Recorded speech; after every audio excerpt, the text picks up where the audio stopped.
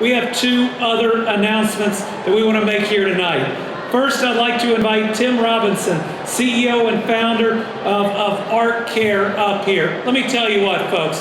The opioid epidemic, our addiction crisis, is the challenge of our lifetime, but last year we saw hope. Last year, because of everyone in treatment and recovery, we were one of only 9 states in the entire country to see a significant decrease in overdose deaths. That is a pretty amazing accomplishment. And tonight, Tim Robinson, who works so hard, who has created so many beds together and with others. We've increased our number of treatment beds by 50% since I've been governor. He's going to tell you the next amazing step that not only is going to help more of our people, but is going to create so many, or keep so many incredible jobs right here in this region. Let's give a big round of applause for Tim Robinson.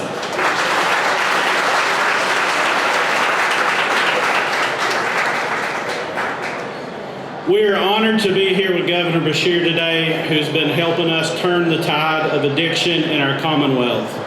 He especially understands that our neighbors in addiction, if given access to treatment, recovery, vocational rehabilitation, and educational services, can get off the sidelines and join our state's growing economy as incredible employees and provide for their families and bless their communities. Governor Beshear is a true champion for the recovery community and second chance employment, and we are grateful for his support. In fact, a report published earlier this summer by Mental Health America ranks Kentucky now #1 nationwide for lower prevalence of mental illness and higher rates of access to care among adults. In the same ranking, Kentucky was 32nd in 2020. Governor, we've went from 32 to #1 in the last 3.5 years. This means we're making great strides in access to behavioral and mental health treatment. And at ARC, we're proud to be a part of the solution. In the last 3 years, ARC has added, with this administration's help, over 1,250 new beds and 5 new outpatient facilities across the state. We're also proud to work with the best congressman in this country, Congressman Hal Rogers, who's been a national leader.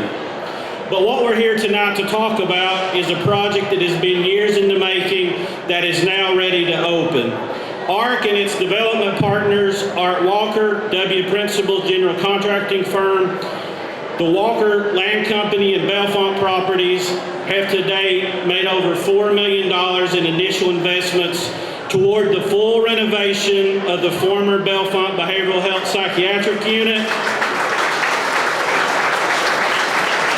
With this administration's help, we've received our state occupancy permit and have been green-lighted to open our doors. So the doors of the Bellefonte Hospital and Recovery Center, a comprehensive behavioral health facility and inpatient psychiatric hospital that will fill the needs of Eastern Kentucky. That hospital served this region for over 60 years, and when it closed, one of the largest employers in this community shuttered in 2020, and its absence has been felt.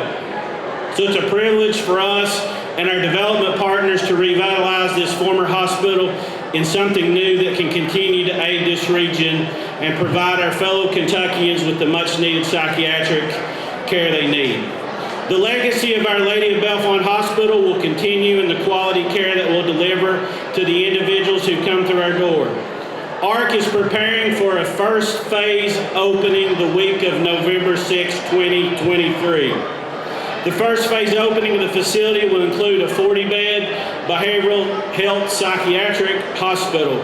This is a significant milestone not only because these services are urgently needed, because it will bring good paying jobs to a community that will benefit greatly for them. But because this opening is happening at a time when few hospitals are opening across our country. It's only possible because of the strong state and community support ARC has received for this initiative. As part of the first phase opening, ARC's creating approximately 50 new jobs in this community, and that number will increase significantly once the hospital campus is fully operational next year, with an expected total jobs to exceed over 200 new employees in this region. Governor, we wouldn't have made it this far without you and your administration's all-in commitment to this project. From the first moment I met with you about this, you promised us that you would do all you could to help us reopen this hospital, and you've delivered on that promise. You've assembled a great team in Frankfurt that knows the importance of access to health care, and every single cabinet and official that we've asked has helped us. But I want to give a special shout out to one of those officials who many of us in this room are very fond of, your senior advisor, Rocky Atkins. Rocky, thank you. I'd also like to thank Russell Mayor Ron Simpson, the City Council, State Senator Robin Webb, State Representative Scott Sharp, State Representative Patrick Flannery, who personally appeared before local zoning on our behalf. And I want to give a special thanks to my good friend, State Representative Dr. Danny Bentley. He's been a tireless advocate for this project. The Governor and Representative Bentley worked together to create a rural hospital loan fund and help make sure it would include not only saving our rural hospitals, but reopening rural hospitals.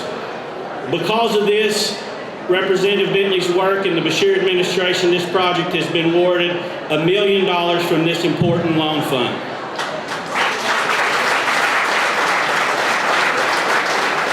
In closing, this room is full of the region's business and economic development leaders. And this project is important for us all to help get our neighbors in addiction healthy and back in the workforce. Kentucky is setting economic development and corporate investment records in our state at all-time highs. We have thousands and thousands of jobs being added each year, and from outside companies locating here, and many more with native country companies growing. This has been because of a governor and a General Assembly who have made Kentucky a business-friendly state. We have a workforce shortage, and our answer is to get our neighbors back in addiction, out of addiction, and back in the game to take advantage of our state's historic economic opportunities. Thank you all.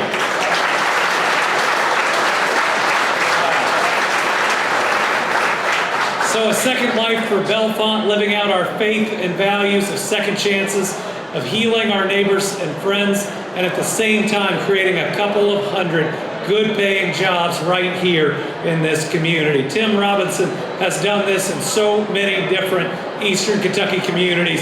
It's going to be incredibly successful. It's going to help save lives, and it's going to provide a lot of families with the means to put food on the table.